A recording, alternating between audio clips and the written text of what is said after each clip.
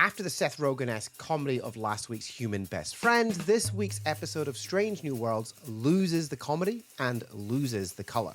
In fact, let's make that match up here. That's better. A Case of Chiaroscuro shifts focus onto Una, Mbenga and Uhura as they tackle a mystery and a planetary resistance movement on a planet in Klingon territory, where the wrong move could have severe consequences for themselves and the Federation. On the Enterprise, another mystery unfolds and La'an is given the freedom to investigate based on her hunches and ends up in a situation where she has to choose between her friend or her duty. Let's get this out the way first of all. I really like this episode. So in this video, I'm going to break down what happened in A Case of Chiaroscuro, what I liked, what I didn't like, and my ongoing thoughts on this season of Strange New Worlds. So let's get into it.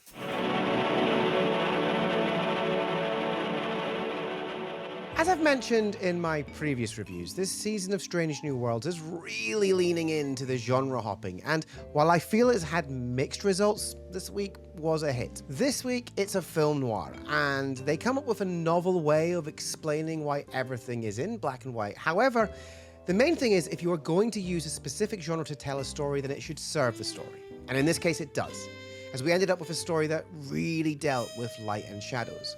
Una leads a team of Mbenga and Uhura on a shuttlecraft to retrieve a Federation probe that had drifted into Klingon space. And after completing their mission, they are forced onto a nearby planet where everything looks a little familiar, harking back to the original series and planets like Sigma Iota 2 or Ecos, where the planets look like different eras of Earth history. The planet is under Klingon occupation, who have had a plan to ensure that they can completely control what vessels can and can't leave. Una is mistaken for a planet native, Nevet, who initially appears to be a Klingon collaborator, but later is revealed to be the leader of the Resistance, trying to take down the Klingon defenses so the citizens of the planet can escape. This is Una's story. After her recent promotion to commander, she is given a chance to show the qualities that make her a good commander, a good leader. Her strong sense of right and wrong and justice lead her to take action after Uhura is tortured by the Klingons and when she comes across Nevet's corpse. And her action wasn't to actually do the work herself, but to give others the freedom to take a chance and lead themselves. This journey is helped along by Mbenga, who becomes Una's counsel throughout the episode, using his experiences in the Klingon War to bring a unique perspective for Una to consider. And overall, this main storyline works. The twists and turns, seeing Una try to play Nevet while also trying to play both sides is fun to see, and the noir style really works.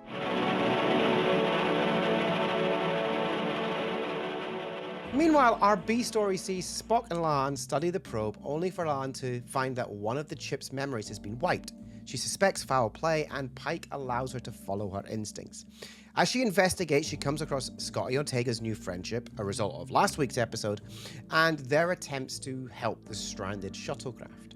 However, when she asks Spock for his opinion, he disagrees with her hypothesis that there is not enough evidence to suspect foul play. Her reaction doesn't just hint, it screams at cracks appearing in her relationship with Spock. In the end, it is revealed that the chip's memories were wiped by Chapel, as she was protecting a friend who had taken their Starfleet medical ship into Klingon space. And when presented with the choice to Pike of either revealing what Chapel had done or hiding it, she chooses to hide the information, much in the same way that Pike did not report her stabbing Kirk on the USS Griffin. So overall, this B story is fine. It continues to keep the spotlight on La'an as we continue to unravel her mystery.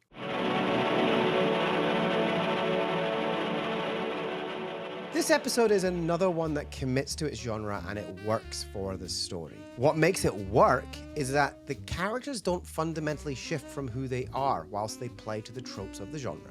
Yes, it is film noir, but it is also Star Trek, and every action feels true to what that character would do. However, one of the main highlights for me has to be Kor. Kor is a fan favorite character, having first appeared in the original series episode Errand of Mercy, played by John Colicos. Here he is played by Damore Barnes, who plays Kor slightly differently to Colicos, but brings a conniving edge to the character that really works for this episode and the genre. He is manipulative, untrustworthy and untrusting, unashamed to pit those that he has put into trusted positions against each other. Whenever he is interacting with Una or during Uhura's torture, you can feel how menacing he was through Barnes' performance. The other highlight has to be Mbenga as well. He's not just there to tell the stories of the Klingon War. He's there to guide her, as he knows what Una is capable of, as he's seen what command can do to people, how it changes them.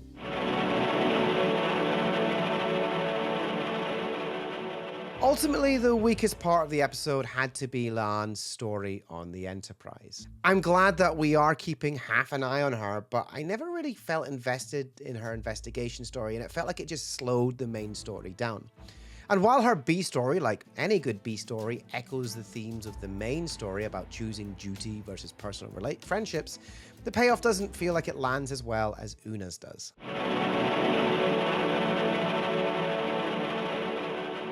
This episode feels like a return to form for this season.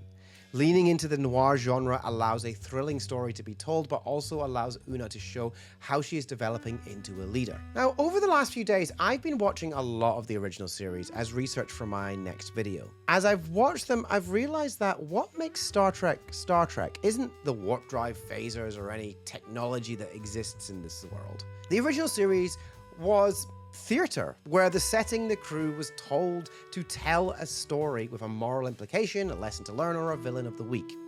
Every week it would then reset and a new story would be told, and apart from a few constants, worries about maintaining canon were kept to a minimum. That is to say, something that happened in one episode just happened in that episode. It didn't worry too much about overarching plots, but allowed individual stories to stand on their own. And the original series used different genres to tell its stories, from the Western of Spectre of the Gun to the comedic Trouble with Tribbles. The genre hopping of this season of Strange New Worlds is making the show feel like a higher budget version of the original series. Rather than being pieces of theater though, each episode is a movie. Strange New Worlds has the freedom of the original series storytelling with cinematic production values.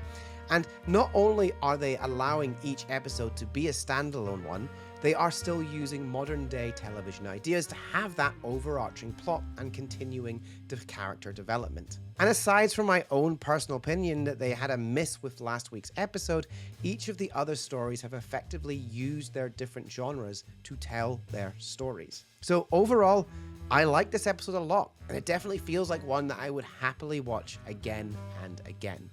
And I look forward to the next genre they use, as long as they continue to tell interesting stories through them, and stay true to how the characters would act in the situations they find themselves in. So there you have it, my thoughts and review of A Case of Chiaroscuro, the 4th episode of the 4th season of Strange New Worlds.